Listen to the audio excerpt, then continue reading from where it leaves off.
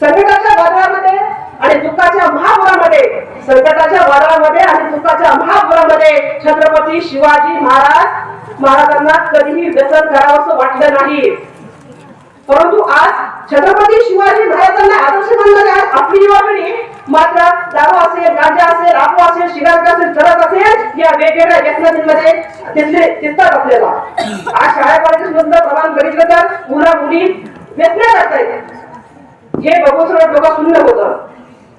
जो देशाचा आधारस्तंभ आहे आजचा तरुण, अवकाशी पुण्याच्या प्रतीच्या पथामध्ये आहे, राष्ट्रीय एकात्मतेच्या मुद्रीमध्ये आहे, घराचा, कुटुंबाचा असेल, समाजाचा असेल, देशाचा विकास या तरुणावर अवलंबून असतो. आणि हा तरुण जर आपला व्यसनाधीन झाला तर काय परिस्थिती होईल. अशाने फक्त एकदाच शिवचरित्र वाचावं आणि आपल्या जगण्याला दिशा प्राप्त करून घ्यावी असं मला वाटतं. छत्रपती शिवाजी महाराज